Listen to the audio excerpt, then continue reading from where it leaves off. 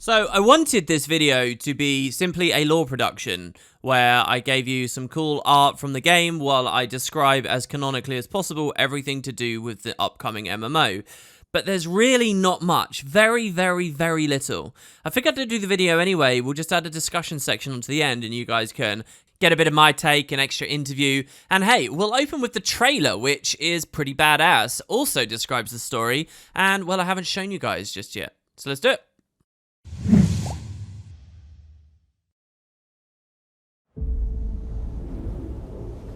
It is an eternal island of legend. A place of unimaginable beauty. And a growing evil.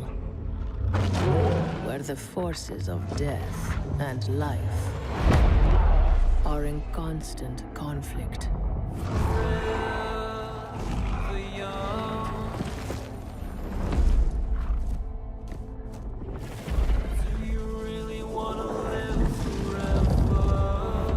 For centuries, many have come in search of its power.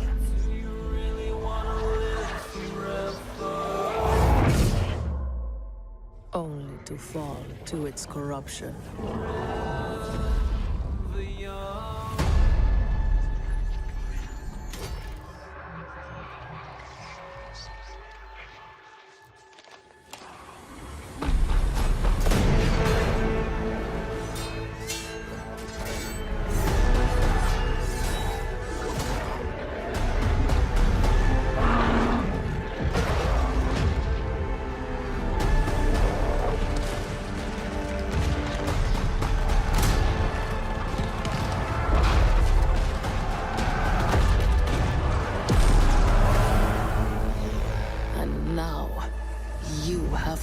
This place, lured by the promise of power and immortality. The darkness will claim you. Do you really want to live forever? New World is set in an alternate history Earth in the twilight of the Age of Exploration and takes place on the fictional and supernatural island of Eternum in the 17th century. Fate has summoned you to the shores of Eternum, the Eternal Isle, a land hell-bent on your destruction. Life in New World is a harsh contest of survival, and only the brave and the cunning can hope to fight back the spreading darkness. Under the surface of Eternum's breathtaking landscape lay the seeds of an ancient evil that plots to erase all traces of humanity from its shores. Warriors of bygone ages, doomed adventurers, and creatures of legend have all succumbed to its corruption. It must be stopped. Legend has led generations of explorers to the supernatural frontier known as Eternum, rich in a powerful substance known as Azoth, which many believe to be the source of eternal life. Eternum has beckoned both the pure of heart and the wicked to its shores. These intrepid individuals are harried at every turn by a malevolent force, humanoid creatures warped and twisted by a malignant element known as the corruption. The corruption, as its name suggests, corrupts life it comes into contact with to varying degrees, based on exposure and the constitution of the host. Some are left as bestial husks, while others are elevated to power unimaginable. So there you have it. That is really the premise, the setting of New Worlds. The idea that it's real world sort of mixed with a fantasy world are probably some of the areas that excite me most. And I would have expected pre-release, considering this thing's coming out in more like May, that the devs would have talked a lot more about that stuff. What kind of real-world cultures have met here and coalesced? What have they formed? What have they become? Well, there doesn't seem to be much going on. It kind of concerns me, actually, that there's so little. I mean, we've had alphas already, right? Is everybody under NDA so they can't talk about a goddamn single thing? It sounds like it's so much of a sandbox game that there's really not much that they're infusing into that sandbox at the start, and they're just hoping that the companies and the player interactions will really drive most of the story going forwards. Before we discuss any further, I do have an interview, some quotes from an interview over at PC Gamer a while ago with the director of the time, Scott Lane. He might still be, I'm not sure. And here's what he said about the lore. He said, "We want to create a world that players can get really lost in. That, to me, is one of the top goals for this game. We want something you can play with friends, uncover mysteries, experience a world. I personally love playing MMOs because I can disappear into the fiction." So that all sounds really good, and believe me, I'm super excited about the idea that they keep it really hidden, and as we play through, we find loads of really tangible stuff that you just had no sense of. The idea that you're going to emergently uncover this setting really doesn't work if pre-release a ton of people have been able to dissolve and dissect and understand every little bit. I get that. So hopefully that's what they're going for. He also clarifies, we have had several writers over time, and they've all written for video games, and they've all done a pretty good job. We've had people who've written for World of Warcraft, people from Black Isle, people from EverQuest. We've been writing the lore and iterating on it for a couple of years now, and I think it's pretty powerful. As we watch people test the game, we find that they want to know more about it.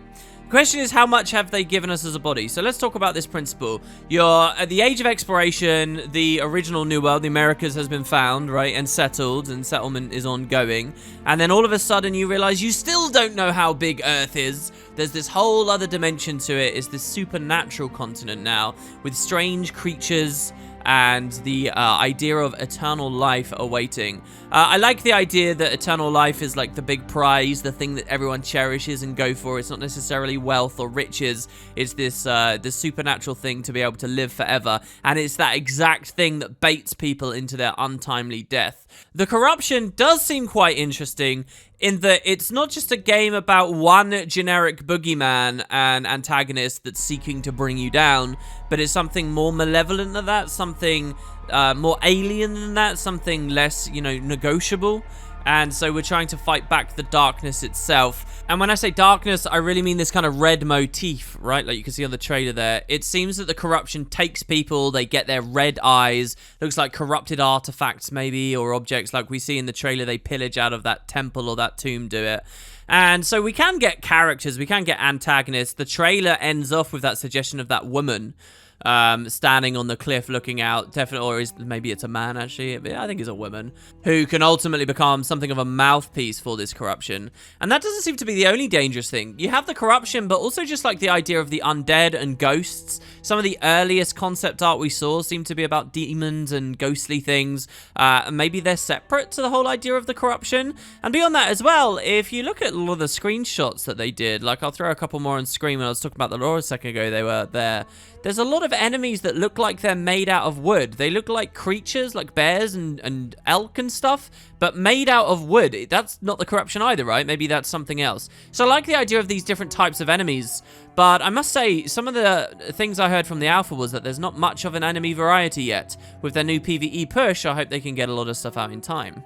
I am a little concerned the game might fall into a bit of a cliche here, which is this: that you do get eternal life on Eternum, but only if you succumb to the corruption and you become like an undead or whatever, right? Like, that's eternal life, right, guys? It's the living undeath. I feel like that's pretty trophy, and I've seen a million times before. Hopefully it's not as simple as that.